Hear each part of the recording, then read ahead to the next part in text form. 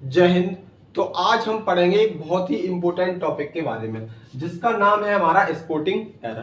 Basically हम बता दें ये वाला सेंटेंस आपसे सीडीएस और एमटीएस और आपका एसएससी तीनों में आया हुआ है।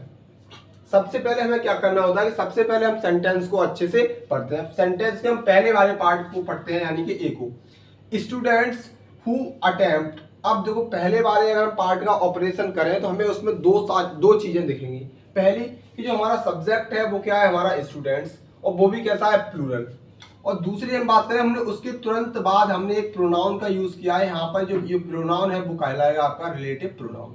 और रिलेटिव प्रोनाउन की एक खास बात होती है, रिलेटिव प्रोनाउन से पहले जैसा आपका एंटीसीडेंट रहता है हम हमेशा उसी के हिसाब से आगे वर्ब का यूज करते हैं। अब जैसे मान लीजिए यदि यहाँ पे कुछ क्षण के लिए हम मान लें कि हाँ यदि आपका प्रेजेंट टेंस रहा होता और हमने यहाँ इज का प्रयोग किया होता तो आप बोलोगे हु तो सिंगल होता है यानी कि सिंगुलर होता है तो हम यहाँ पे इज का यूज करेंगे। बल्कि ये कहना आपका कैसा रहेगा, गलत रहेगा। क्यों? क्योंकि हम हमेशा रिलेटिव प्रोनाउन से पहले जैसा आपका एंटीसीडेंट रहता है हम उसके मुताबिक हमेशा वर्ब का यूज करते हैं। तो जो हमारे एंटीसीडेंट है वो कैसा है, हमारा प्लूरल है, तो हम कभी भी यहाँ पर इसका यूज नहीं करेंगे क्योंकि जो वर्ब आएगी वो किसके हिसाब से आएगी, एंटीसीडेंट के हिसाब से, ना कि रिलेटिव प्रोनाउन के हिसाब से। तो आर का यूज होगा यदि ये प्रेजेंट सेंटेंस में रहा होता तब।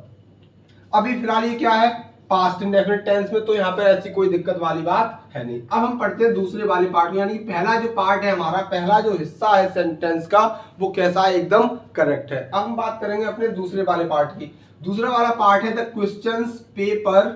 अब देखो बात करो, अब जो क्वेश्चन पेपर होता है वो क्या है, हमारा एक कंपाउंड नाउन होता है। क्या होता है, कंपाउंड नाउन। और कंपाउंड नाउन की एक विशेषता होती है, क्या बोलते हैं मैंने, कंपाउंड नाउन। और कंपाउंड नाउन की एक विशेषता होती है, जो कंपाउंड नाउन होते हैं अगर यदि हमें उनके प्लूरल बनाने की जरूरत पड़े तो हम हमेशा उनके लास्ट वाले नाउन में एस जोड़कर बनाते हैं। जैसे सपोज करिए आपने एक एग्जांपल सुना होगा, गर्लफ्रेंड।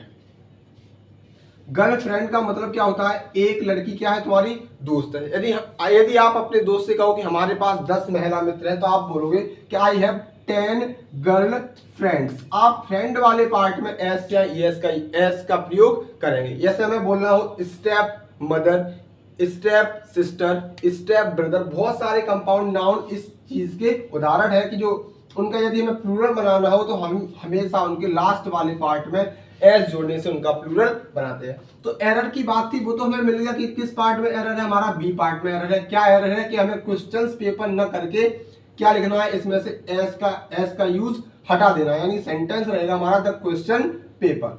अब हम सेंटेंस को जब आगे पढ़ेंगे तो हम देखेंगे कि हैव मेट, यानी कि हमने डायरेक्ट हेल्पिंग वर्ब उसके बाद मेन वर्ब का यूज किया है, परंतु हमने यहाँ सब्जेक्ट का यूज नहीं किया है। अब देखो सब्जेक्ट की बात हम पहले ही आपको बता चुके हैं, जो फर्स्ट पार्ट में जो सब्जेक्ट है वो क्या है, हमारा स्टूडेंट्स। यदि आप इस सब्जेक्ट को यहाँ उठा कर रख लो कि स्टूडेंट्स हैव मेट, जो छात्र थे वो मिले, किससे मिले, सम ऑफ देयर प्रोफेसर्स, अपने प्रोफेसर से।